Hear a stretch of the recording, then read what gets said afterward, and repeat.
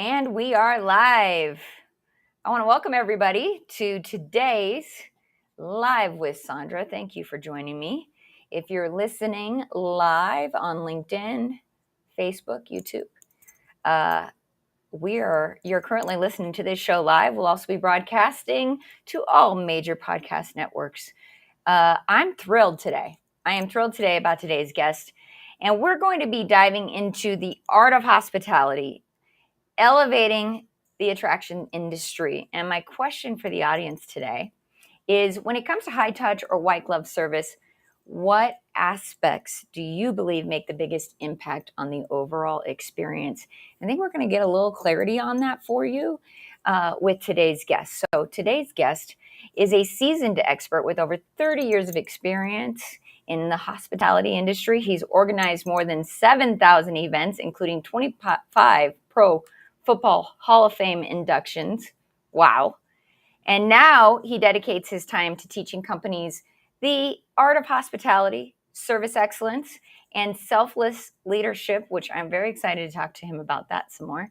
And we're going to be exploring critical topics like balancing high touch and high tech in customer experiences, the distinction between hospitality and customer service, and the strategies for creating loyal customers and storytellers. We're also going to discuss how attractions can become preferred employers in their communities and continuously improve their service standards. And I think these are super important topics, especially for this industry right now. But without further ado, I would like to welcome our very, very special guest today to the show. Please give a warm welcome to Bob Pacanovsky. Bob, welcome to the show, and thank you for joining me. Hey, thanks, Sondra. It is great to be here with you. Thank you so much. Of course. I just really appreciate you taking the time to speak to our audience about this very important topic. And I'm especially excited to hear, there's a couple things that we're going to talk about today. One of the biggest being the difference between hospitality and service, which I think is really cool. And I'm just giving a little teaser to our audience. Before we jump into that, though, Bob, would you mind telling our audience who you are and what you do? And I know how great you are, but I'd love for them to know. Well, thank you. Well, so first of all, you probably not too many people will show up dressed up in a bow tie and two black tuxedos behind them, but that's my brand. It's the Black Tie Experience. And really what that is that came about in my background of being an entrepreneur, like you mentioned, for 30 years, all in the hospitality world. This was the uniform that our staff wore. And it wasn't a superhero costume. I just couldn't put it on them. But it really turned into a mindset of what it meant to really deliver that highest level of hospitality and service excellence, that black tie level of service. Because as you mentioned, 25 Pro Football Hall of Fame induction parties, we had to be on right then and right there. And we had to deliver that black tie level of service. And it worked so much so that I created, well, even prior to that, but I created this comprehensive training program, customer service focused, hospitality focused.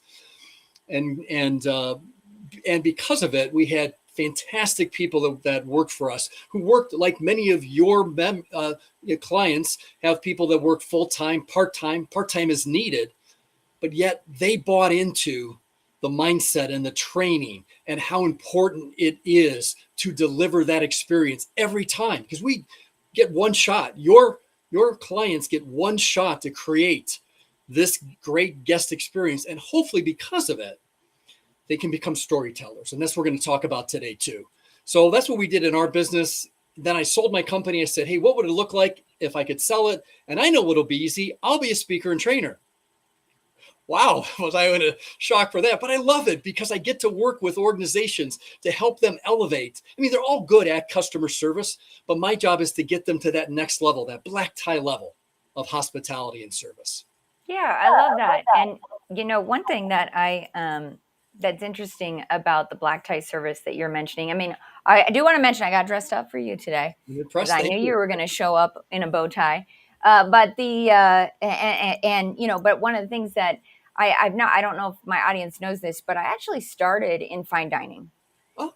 Okay. So, in Los Angeles, Hollywood, all over. I mean, as you can imagine, we were, most of my customers on a Sunday brunch would be movie stars, and you know, so this is a really cool conversation for me because this was the Sondra before I joined Attractions, and Okay. even when I owned or when I operated my attraction in Southern California in the late '90s, that exceptional service was a big part of what we tried to accomplish, even though, the shift of our clientele did change. Although I will say this, I still, being in Southern California, I still had movie stars as guests at my facility. So I'm really excited to talk about Good. this. So when we Thank talk you. about the art of hospitality, Bob, Yeah. I want to start with, the idea of high tech versus high touch. And can you explain what the balance of that looks like and why it's critical? Sure. Well, first, let me tell you and your listeners and your viewers what my definition, my best definition of hospitality is. I think it plays in to your question, and that is that art of making that personal, that emotional, uh, that emotional warm connection between you and someone else, Sure. right? And so the challenge we have today, and I love high tech. I mean, it's here to stay. We're going to get better at it. I mean, we're good at it already. But I think the challenge we have today, in my opinion, is that we're all about high tech, but we have people that are low touch. And we've got to be able to balance that high tech and high touch. See, high touch, I think, is personal, and it comes from the heart. But I will tell you that I think you can personalize the high tech to make it high touch. Just case in point, I was flying last week to do a keynote, and I fly an airline quite a bit, and they had a brand new service sync up on the plane that I could sync my account, and on that screen, Sondra, it said, Bob, wishing you an early happy birthday. What? I mean, they had it, but there's the high touch right there. They had Yeah. the high tech, but now they personalized that high touch for me. And I felt like $1 million. I'm like, I can't believe that they did that. Yeah. So I think that's one of the things we need to do is how can we take this high touch and make it or high tech and make it high touch? And how can we train our people to not only deliver that high touch in person, which is so very vital, on the phone, in an email, on a Facebook post, whatever it is, but then with our technology, what can we do? I was staying at a hotel last week, and you know how you get, hey, so how's your room? No, they actually personalized it for me. Mr. Pacanovsky, welcome to our hotel. Thank you for being a member of our hotel. How's Yeah. everything in your room?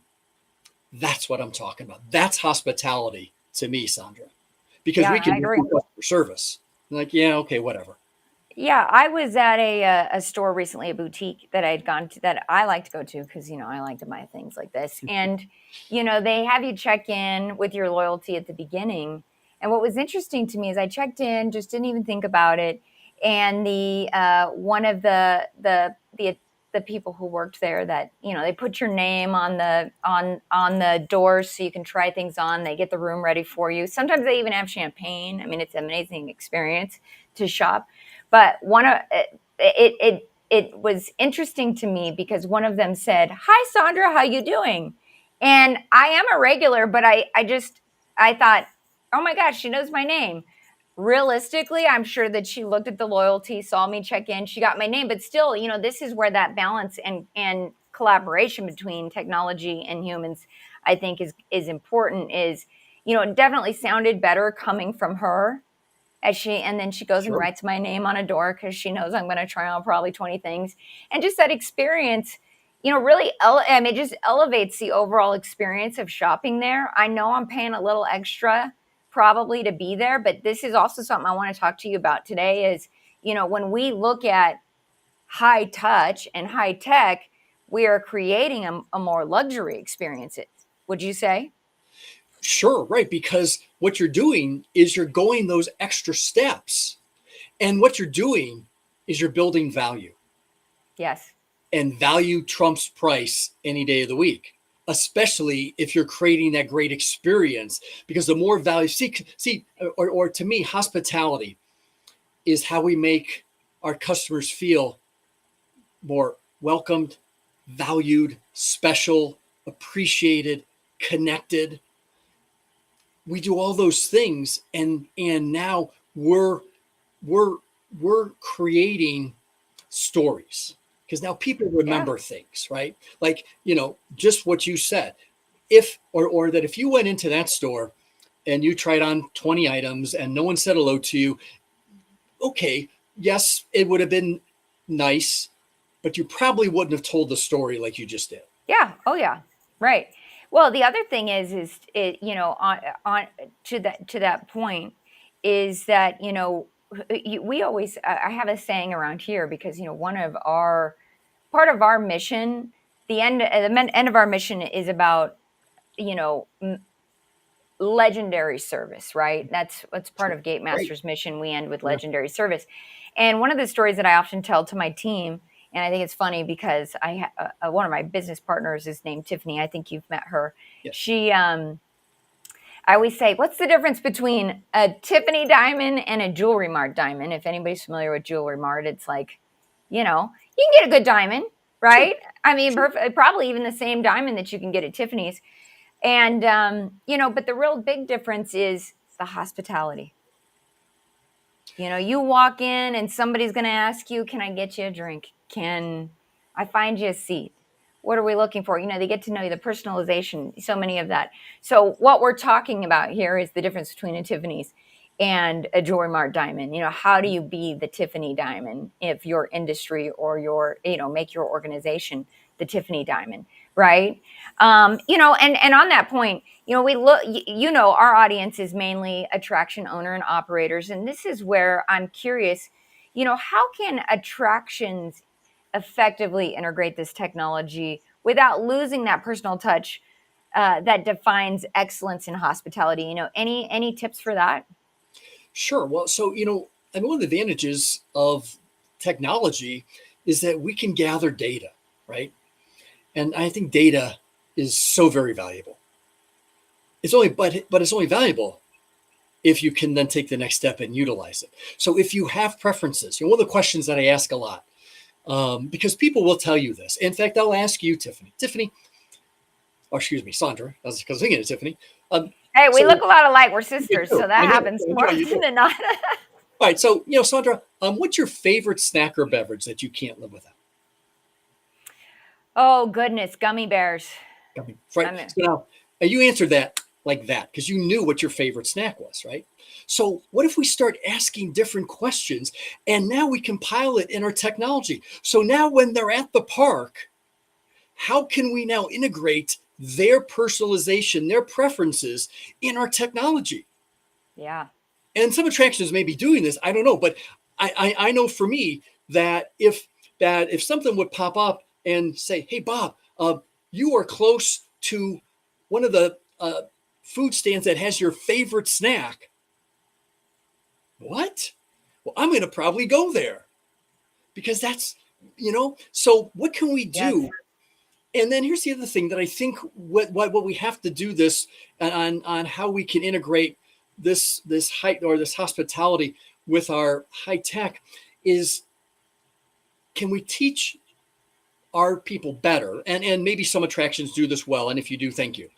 But can we teach them to be more proactive in how we handle customer challenges, questions, rather than reactive, right? Reactive, we're always on our heels. I'm so sorry. You did text me that 45 minutes ago. I'm sorry, we forgot, right? So can we answer the unanswered question? And that's even in person, right? So that if a member of the attraction staff has a device and there's and they pull up the ticket and they see that there's a mom with 3 kids, and really what she's asking for is when is or where's the closest food stand, but she's got 3 little kids. Well, maybe the unanswered question is, well, you know what, here, let me show you on the app where the kiddies food stations are. I see you have 3 little ones. So Right. just things like that I think we have to be, but or we have to gather the data. We have to gather the right data, and then we have to be able to utilize that data. Yeah. And I agree, because I think that's where we're seeing our industry go, is we now have access to this data, right? We understand. And when you mentioned the mom with 3 kids, I've been there. I'm an avid enthusiast of parks. I got 3 hangry kids, and now I've got to go stand in line. And now we're seeing things where, we're seeing the adoption of online mobile ordering on our phones. And, mom can sit in a chair while the kids are in the kiddie pool, where they're much rather be than in line, and order these things. But also, if we can add those personal touches through those workflows, which I think what you're saying is just, how do we leverage that data to give her the information that she needs, but also training our teams to understand how to either tell her how to access that, or be ready and armed with scripts and or whatever that looks like in their training, to be able to answer that guest question or solve for whatever they need to solve for them. Because I think that's the biggest thing when we talk about hospitality. And, actually, this just leads me into my next question. You mentioned the distinction between hospitality and customer service. And so, what I would love to know is, what is the difference and why does it matter? Wow, that's a great question. And so I think here's the difference. I think customer service, first of all, is what we should be doing, right? Those are the basics. Those are the foundational. But I think customer service is very task oriented and very transactional, right? And we should be greeting people with a friendly a smile, and we should be answering their questions on a timely basis, and we should be thanking them, But or how it's transactional, customer calls, you answer. Customer complains, you hopefully resolve. And I think you can build a good business being in the customer service business. But I think the challenge is that we're in the sales business then, because the churn's always there, right? We do it as a consumer. Somebody asks you, hey, Sondra, how was that fill in the blank, restaurant, attraction, whatever? And you say, oh, good. Yeah, fine. Okay. Well, are you going to go back? Yeah, I don't know. Yeah, maybe. But see, hospitality is how we make our customers feel while we're performing those customer service tasks. I know you can't see it, but I know you can feel it as a consumer. I talked about it earlier. How we make our customers feel more valued and special and welcomed and appreciated. But it starts with really connecting with them as well. And hospitality, I think, can be transformational. Yeah. Right? Because now, and see, here's the difference with with customer or with organizations that are in the hospitality business. I think they now are in the marketing business, because here's what happens is, because of how you're making your customers feel, now your customers are marketing your product, your attraction for you. And guess what? It doesn't cost you a dime, because now they are part of your marketing department, because they're the storytellers. There's, oh, you know what? You've got to go to this attraction. Let me tell you the story why. Yes. I love that, because, often in marketing, we talk about different types of marketing, and one is earned, right? Right. What you earn. And what you earn is your customers' loyalty and the storytelling, like you just brought up. Bob, with regards to the storytelling, give me a little bit more. I'm just curious what you mean by storytelling for the audience, just so they're aligned with us with this conversation. But when you say storytelling, you're not talking about the employees, you're talking about the actual guests. Well, you know what? I'm talking about both. Okay. See, and here's the reason is, or one of the things that I talk about in all my seminars is we've got to create these loyal customers, these brand ambassadors, who I call. And my definition of a brand ambassador is someone who can't wait to tell the stories to others on how you make them feel. So let's look at the internal customer first. How many brand ambassadors do you have in your employees that when, hey, you know what? You've got to come work for us. Yeah, you know what? Because you don't like your job. No, man, I can't stand it. You've got to come work for us. Let me tell you why. Let me tell you how they take care of us. They do this, and my boss does this, and I love my coworkers. You've got to come here. So that's a story, right?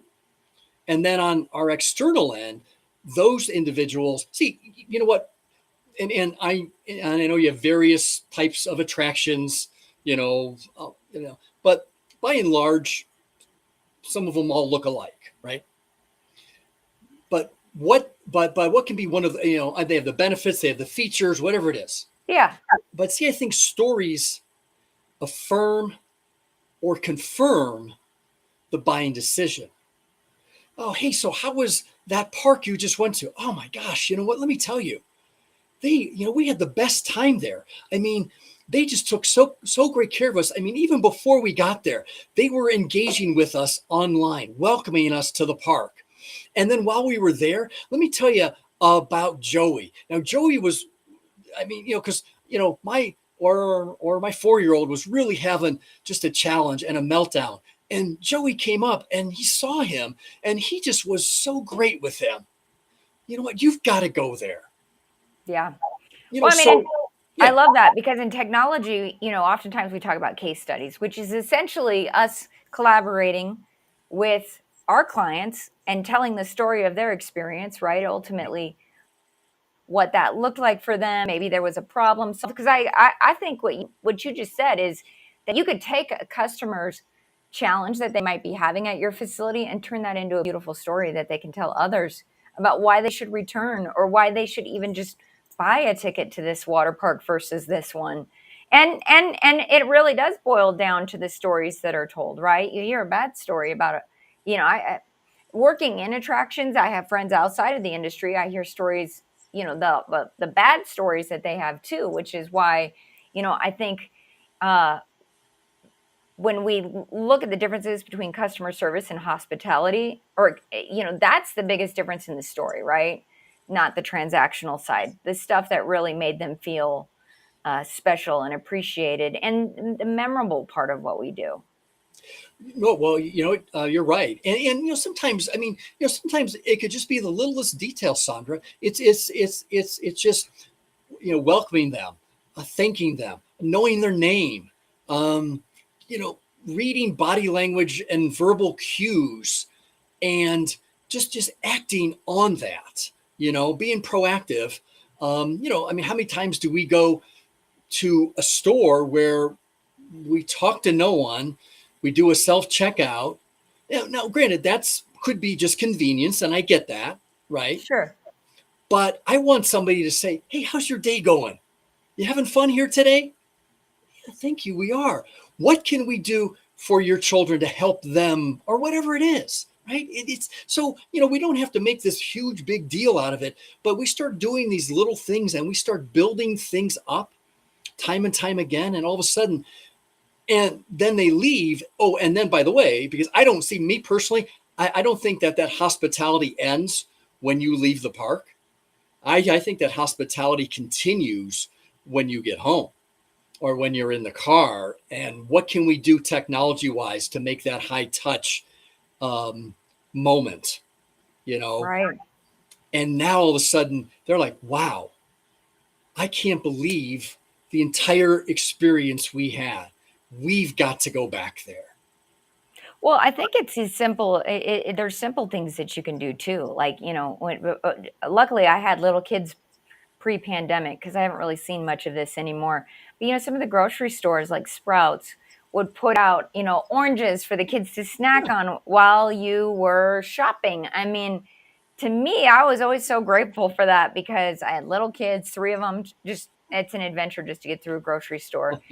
Anybody who has kids knows when they're real little, and you got to give them something to keep them entertained. And unfortunately, I had kids before we had iPad kids, right? So, it was eating that kept them busy. But I think it's just, looking at what your customer or your guest needs, and really, providing that experience. I may remember it all these years later, right? Still shop at Sprouts after all these years for that reasons, or Whole Foods.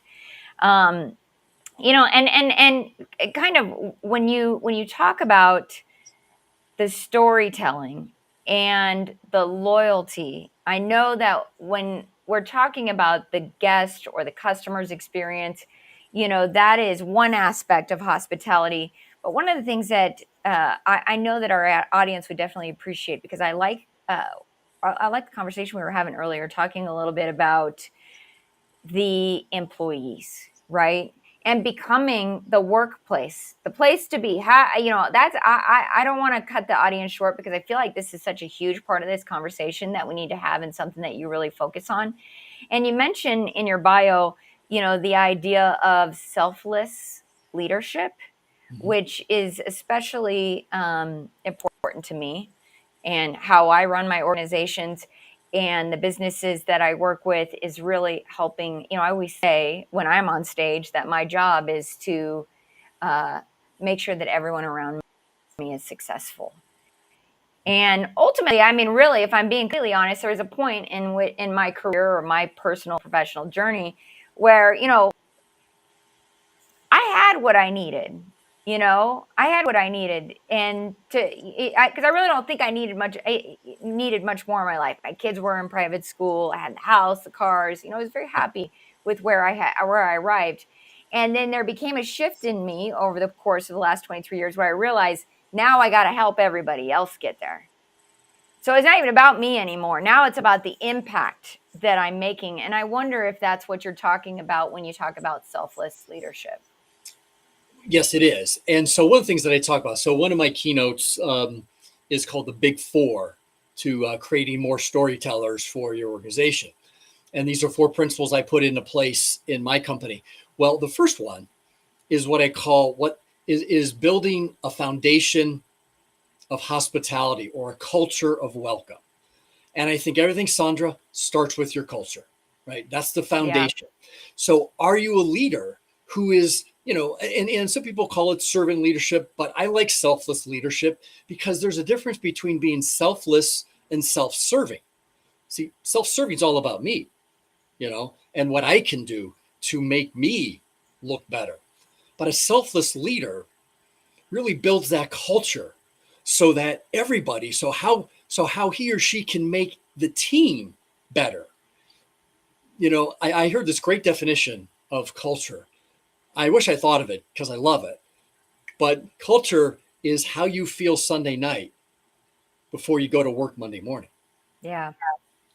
And if you're that self-serving leader, your team probably has knots in their stomach wanting to go to work on Monday morning. But if you're that selfless leader, now it's all not unicorns and rainbows. Please don't misunderstand me here, right? We have to hold people accountable, because it is work. But how we do that, and to be that selfless leader, to make it all about them, so that you're giving them all the tools, all the trainings. Now, don't give them tools if you're not going to let them do their job, right?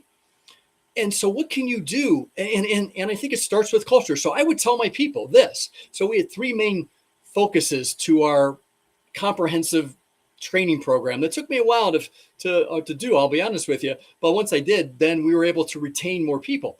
But it was culture, leadership, and then customer service, hospitality. But everything started with culture, right? And we want to get their values aligned with ours, right?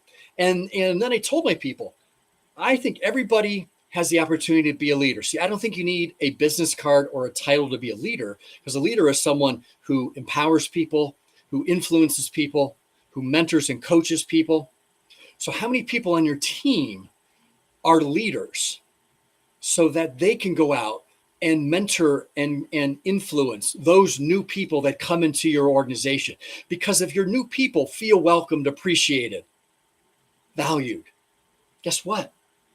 They're going to stick around. Yeah. So yeah, leadership for me, I mean, and you know what, I'll be honest with you, like you, I learned the hard way, right? I mean, I was that guy who was young and I thought I knew it all, and I was building this, and I was going to be the next big fill in the blank. And I got knocked down a couple pegs because I didn't know what it meant to be a leader. And then I got I got three mentors, coaches, I mean, over the course of my time. And they really helped me focus on what it meant to be that selfless leader. Yeah. I mean, I agree. I learned the hard way as well. I started as an entrepreneur at a very young age. So, and I didn't know any other entrepreneurs back then. It was just me, and leading was a really hard part of. I think anytime somebody's scaling past one, leadership is a hard thing. Luckily, scaling past one was my sister, so we just had to work it out the sisterly way. But what we realized, because also finding mentors, finding the right mentors, finding people who had done and created the kind of culture that we wanted to see in our business, and one of my mentors actually said to me one time, and this has stuck with me forever, I wish I came up with it, is the idea that, in order to have for yourself, you have to have for other people. Yeah. And I think that is such a thing. I've had team members who were in leadership positions who I knew would never hire somebody smarter or better than them, and that's a problem, right? It is. Yes, you're that, right. that's a problem in the culture. So they're not here anymore for that reason, because you can't grow that way. And if you even have to get yourself in uncomfortable situations. And I think that's also where so many people find the idea of hospitality very difficult, because sometimes it is, especially today with so many people who are behind the computers, behind the tablets, getting out there and putting yourself in uncomfortable situations to get to know a guest. Even just welcoming them is very difficult. I mean, I will even say, even with the younger generation that we see on our support team, getting on the phone is very hard to train. We have to go through and make sure that we are doing the coaching that we need to give them to feel comfortable with that. The role playing, is that something that you would recommend for attractions to do with their teams, is role play? Well, absolutely. But see, I use a different term than All role play. right. See, because when you say role play, it's like, oh, I mean, it's Yeah, like, oh. I get it. Yeah, So, but I mean, I agree with you, first of all. I see their faces when we tell them Right. we're role playing, so I'm excited for this. So here's what I say is, you know what? How, or rather than role play, or do we need to practice? Yeah, Because see, in my seminars, I share this quote from a college basketball coach, very well known, and he said something to the effect, I'm paraphrasing here, he says, champions play as they practice. yeah, And it's your job to create that and get this, that that excellence that is consistent in all your habits. And so what I tell people when I speak is, you know what, folks, you're champions, and the people on your team are champions. But I don't think you can just walk out on the floor, walk out on your attraction and say, we're going to wing it here on how we serve our customers. So yeah, we must practice, which is role play, practice on how to work with a customer who's unhappy. One of the things that I talk about is how many times are your employees a customer in your attraction, or when was the last time they were? yeah, And so how do they know what a customer thinks and hears and feels and sees? And so put them in their shoes, but do it behind in or in your training rooms, wherever it is. I have a great friend of mine who's a sales trainer, and I'll give him credit on this quote, because he says that we should never practice sales, and I'll say we should never practice customer service on our customers. You'll never yeah, win. yeah, So that means that you, meaning the attraction, must make that investment. See, people think training is a cost, but I think it's an investment, because if you can make that investment in your people, they're going to want to stay, right?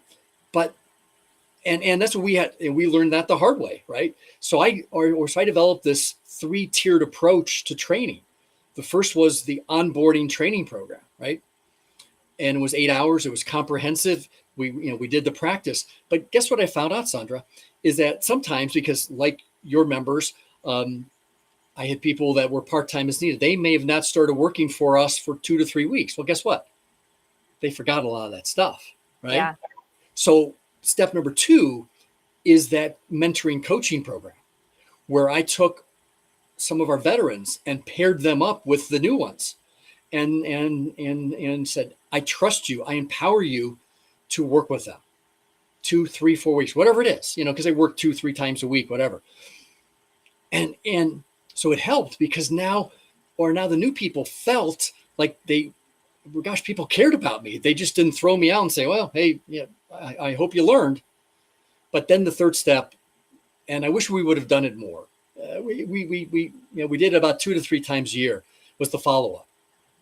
And I would bring everybody together on a Saturday morning. That was the best time for us.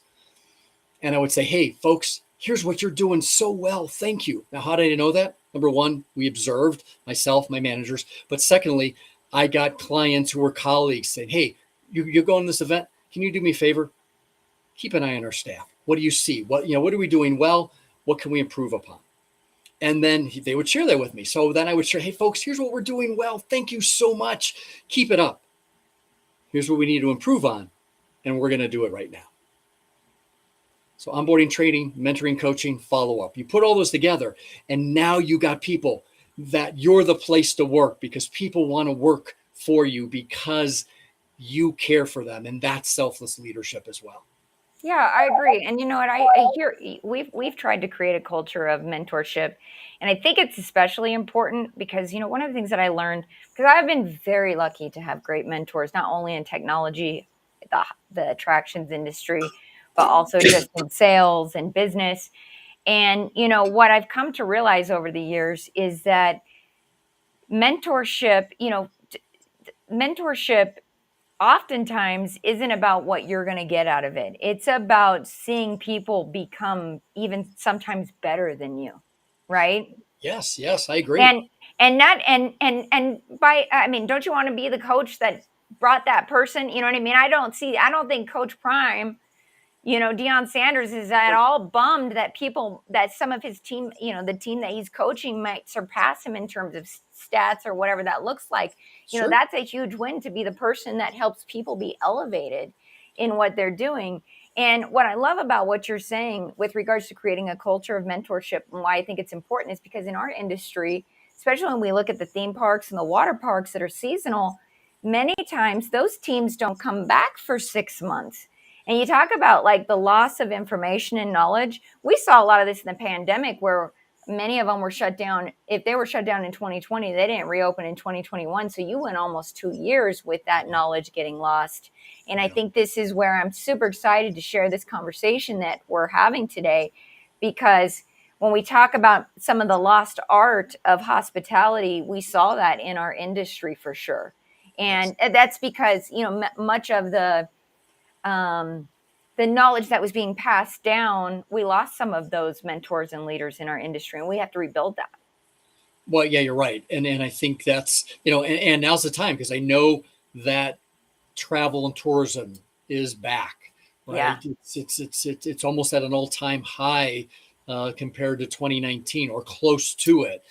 And so, but, people now also, the customers, these are hard-earned dollars that they're going out and wanting to have this experience. And so for us, knowing all the places that we worked at some really high-end venues, we had that one opportunity to really just deliver. Now, did we make mistakes at times? Yes, of course we did. We tried really hard to make sure that our customers didn't see them. Sure. But it's still about that. If we can get our teams focused, trained to know all, and it's not robotic, but it's personalized. And now they go out and they just love their job and they love engaging with their customers. They feel good. Your customers feel good. Your customers want to come back. Your employees want to stay. It's a win-win for everybody. It is a win-win. And I love that you brought up the investment that the guests are making, because that is something I often talk about on the show, is recognizing that in some cases, some of these families are saving up for years at a time to have an experience with their families and to create these memories. And so it is especially important that we're good stewards of that, right?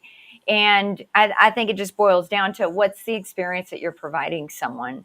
There are attractions out there that could do better. We know they can. I've been to them, right? And I'm not going to say names, but there are attractions that we know if they could just be empowered with this information that you have and with the information that we're providing on this show to help them really help their guests make the most of that investment. I think that at the very least, if we focus on the experience and how the customer is being treated, and you're right, it starts with the organization.